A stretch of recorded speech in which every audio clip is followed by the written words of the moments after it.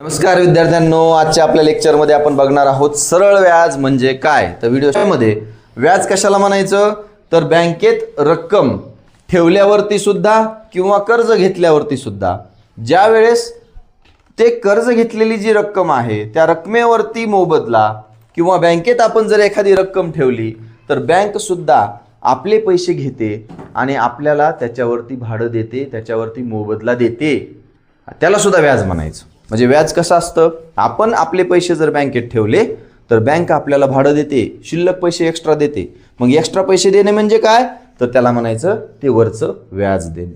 आणि आपण जर बँकेला म्हणलं की माझे सगळेच पैसे दे तर त्या ठिकाणी व्याज पण मिळतं आणि मुद्दल पण मिळतं, पण तुम्हाला त्यासाठी जास्तीत जास्त काळ बँकेमध्ये पैसे ठेवावे लागतात। कर्जाचं सोपं आहे, कर्ज काढलं तर कर्जाला व्याज आपल्याला भरावं लागतं, दर महिन्याला आपल्याला ते भरावं लागत असतं, बरोबर। आता आपण हे उदाहरणावरून शिकणार आहोत की नेमकं हे मुद्दल, दर आणि मुद्दत हे कशा पद्धतीने आपल्याला परीक्षेमध्ये विचारलेले असतात। ठीक आहे, तर बघा हे सूत्र सरळ व्याजाचं आहे, मुद्दल गुणिले दर गुणिले मुदत भागिले 100। तर बघा याच्यावरती एक प्रश्न आपण आता या ठिकाणी या उदाहरणामध्ये बघा, सुरेशने बँकेकडून दर साल दर शेकडा 12% दराने 10,000 रुपये घेतलेत। किती रुपये घेतलेत? 10,000 रुपये।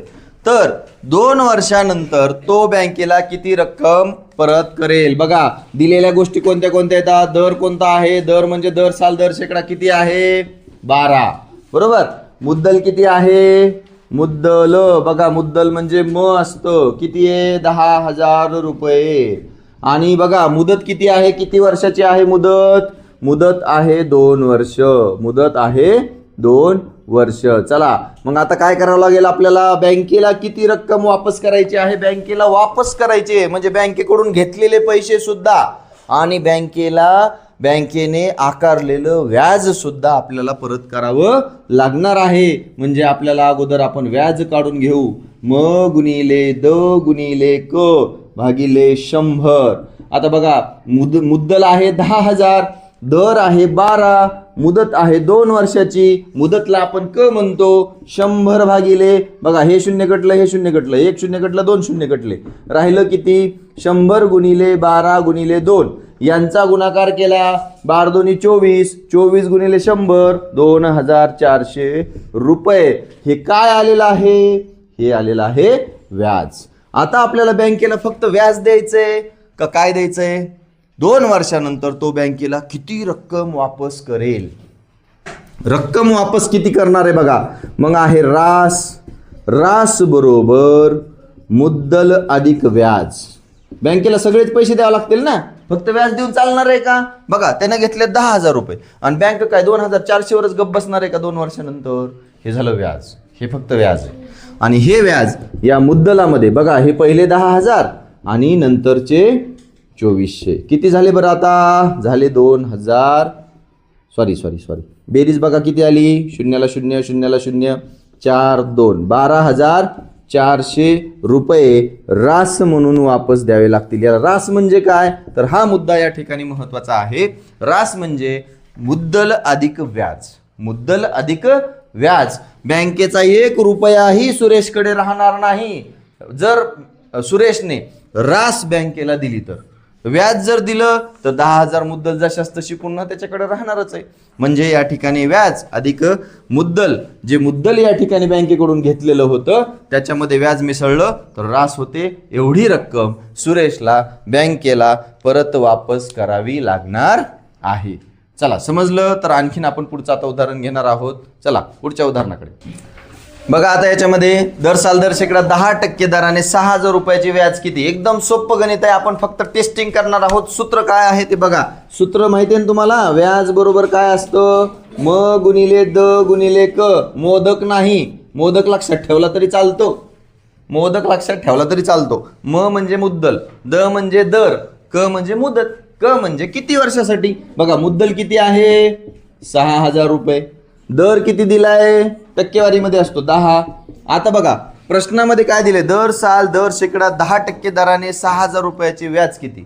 आता याच्यामध्ये एक गोष्ट दिली आहे का, किती वर्षासाठी, किती वर्षासाठी तर बघा इथं व्याज किती आणि हे आहे क आहे 1 वर्ष घ्या, क काय घ्या 1 वर्ष घ्या, एका वर्षासाठी घ्या।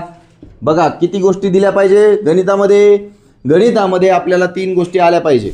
एक तर दर तुम्हाला द्यायला पाहिजे, मुदत द्यायला पाहिजे, मुद्दल द्यायला पाहिजे, तर त्यावेळेस आपल्याला व्याज निघतं. बघा आता या ठिकाणी 100, हे 0 कटलं, हे 0 कटलं, हे 0 कटलं, हे 0 कटलं, राहिलं काय? राहिलेल्या गोष्टी जशाला तशा लिहा. 60 गुणिले 10 गुणिले 1 बरोबर 600 रुपयाचं व्याज त्या ठिकाणी होणार आहे. म्हणजे आपल्याला काय विचारलेलं होतं? व्याज विचारलेलं होतं. किती आलं व्याज? 600 रुपये व्याज आलं. आलं का नाही लक्षात?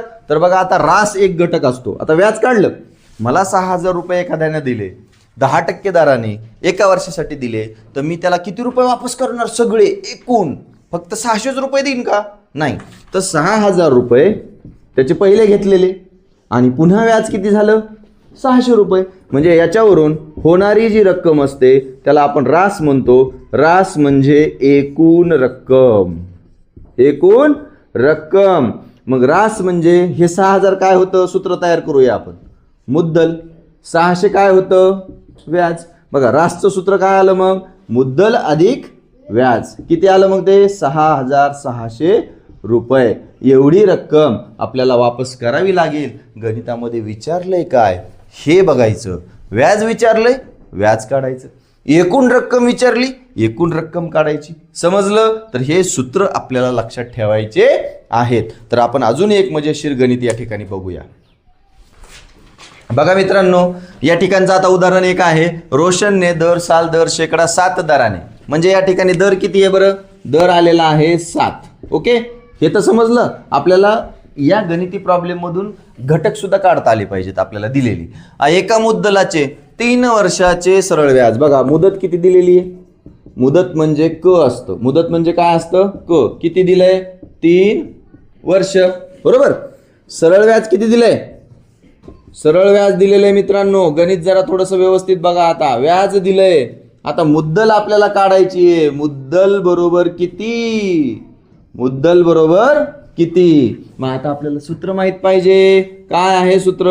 व्याज बरोबर म गुणिले द गुणिले क भागिले 100. आता बघा या ठिकाणी आपल्याला काय काढायची आहे? मुद्दल काढायची आहे.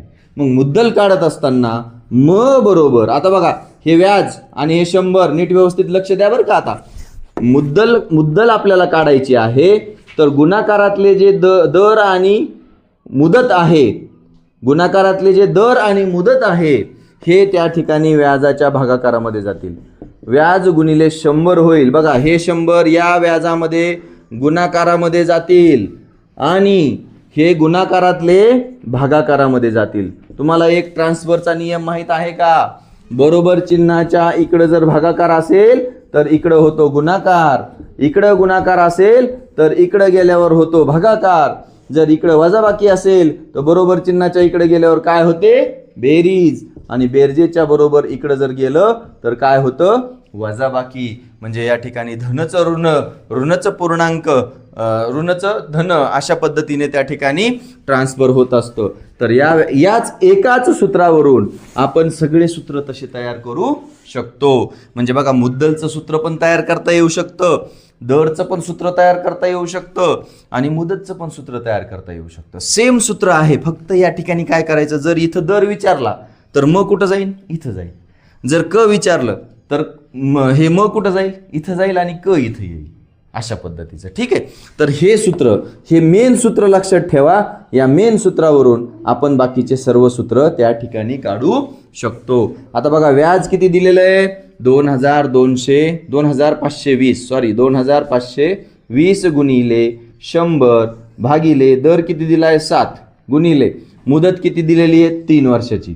आता या ठिकाणी आपल्याला भागाकार करायचा आहे. 7 त्रिक 21 करत बसण्यापेक्षा आपण त्या ठिकाणी तसंही केलं तरी चालतंय. बघा 2520 गुणिले 100, 7 त्रिक 21, 21चा पाडा म्हणा, 21 एक 21. आता 21 न भाग द्यायचा आहे 2520 ला. 21 एक 21, 25 मधून 21 गेले, खाली राहिले 4, किती झाले? 42. 21 दोन्ही 42 आणि राहिलेलं हे एक 0. म्हणजे उत्तर आपलं निघलेलं आहे 120 गुणिले 100 म्हणजे किती आलं? या ठिकाणी उत्तर आलेलं आहे 12,000. किती आलेलं आहे? उत्तर आपलं 12,000 उत्तर आलेलं आहे. म्हणजे या ठिकाणी मुद्दल किती आली आहे मित्रांनो? आपली मुद्दल आलेली आहे 12,000 रुपये. म्हणजे घेतले होते अगोदर 12,000 रुपये. किती दराने घेतले होते? 7% दराने घेतले होते. किती वर्षासाठी घेतले होते? 3 वर्षासाठी घेतले होते. तर आपण सर्वांनी या ठिकाणी जे बघितलेलं आहे अतिशय सोप्या भाषेमध्ये मी तुम्हाला सांगितलेलं आहे. अशी गणितं आपल्याला परीक्षेत येतात. अजून एक प्रकारचं गणित आपण या ठिकाणी बघणार आहोत. आता बघा या ठिकाणी 1200 मुद्दलाची सरळ व्याजाने 10 वर्षात दाम दुप्पट होण्यास दर साल दर शेकडा व्याजाचा दर किती? दर काढायचा आहे मित्रांनो. आता दर आपल्याला विचारलेला आहे काढायचा. 10 वर्षात मुदत किती दिलेली आहे? मुदत दिलेली आहे 10 वर्ष आणि मुद्दल दिलेला आहे 1200. आता बघा काय म्हणतंय हे? 10 वर्षानंतर दाम दुप्पट. दाम दुप्पट म्हणजे काय? तर जे मुद्दल आहे का नाही भावांनो, जे मुद्दल आहे हे मुद्दल दाम दुप्पट म्हणलं तर 2 ने गुणा त्याला किती रुपये होते? 2400 रुपये. आता तुम्ही म्हणता हे काय व्याज आहे का? काय एकूण रक्कम आहे? बघा हे आहे रास. ही आहे रास. ती आहे 2400. ती बनते मुद्दलने आणि व्याजाने. कशाने बनते? मुद्दलने आणि व्याजाने. बघा 2400 ही आली आपली एकूण रास. दाम दुप्पट होतंय ना. मग मुद्दल किती आहे अगोदरचं? 1200. मग व्याज किती राहिलं? आता बघा हे गणित आपल्याला सोडवता आलं पाहिजे. आता हे कसं सोडवायचं? तर व्याज काढायचंय. 1200 अधिक मध्ये आहेत इकडे पाठवा. 2400 मधून 1200 वजा होतील. धनपूर्णांक आहेत 1200 बरोबर चिन्हाच्या डावीकडे जातील. ऋणपूर्णांक होईल आणि व्याज निघेल. व्याज किती निघणार? 1200. बघा आता इथं तुम्हाला हे सगळं समजून सांगत बसणं कशामुळे बसलो? दाम दुप्पट हे लक्षात आलं पाहिजे. आता आपल्याला 1200 मुद्दल दिलंय की नाही? व्याज किती राहणार? 1200च राहणार. डोळे झाकून व्याज तेवढंच राहणार कारण तेवढंच दाम दुप्पट होणार आहे. पण हे या ठिकाणी थोडंसं एका मिनिटामध्ये एक्स्ट्रा थोडंसं घेतलेलं आहे. चला ठीक आहे. आपलं सूत्र काय आहे? व्याज बरोबर म गुणिले द गुणिले क भागिले 100. काय काढायचं आहे आपल्याला? दर काढायचं आहे. दरचं सूत्र काय आहे? दर बरोबर व्याज भागाकारातलं 100 व्याजासोबत गुणाकारात जाणार आणि गुणाकारातले मुद्दल आणि मुदत हे कशामध्ये जाणार? भागाकारामध्ये जाणार. ठीक आहे. गुणाकारातली बरोबर चिन्हाच्या डावीकडून उजवीकडे जर घ्यायचं म्हणलं तर गुणाकाराचा भागाकार होतंय आणि भागाकाराचं बरोबर चिन्हाच्या डावीकडे घेतलं तर गुणाकार होतोय. आता व्याज किती आहे? 1200 गुणिले 100 भागिले मुद्दल किती आहे? ते पण 1200 आणि दर किती आहे? 10 वर्ष. बघा 1200 कटलं 1200 एक 1200. 10 10 100. किती आला दर? 10%. म्हणजे शेकड्या माग 100 माग एका वर्षाला किती रुपये घेतले? 10 रुपये घेतले. समजलं का? दाम दुप्पट म्हणजे काय असतं? जेवढं मुद्दल तेवढंच व्याज.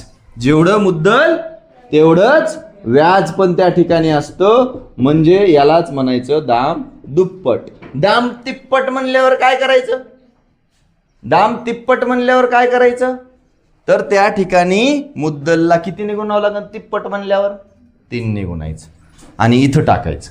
मग ते येईल रास मुद्दल व्याज. याच्यानुसारही तुम्ही काढू शकता आणि हे या ठिकाणी सूत्रांची अशा पद्धतीनं ठेवण करायची आहे. तर मित्रांनो या ठिकाणी आपण सरळ व्याज म्हणजे काय, व्याज मुद्दल दर कसं काढायचं हे या ठिकाणी बघितलेलं आहे.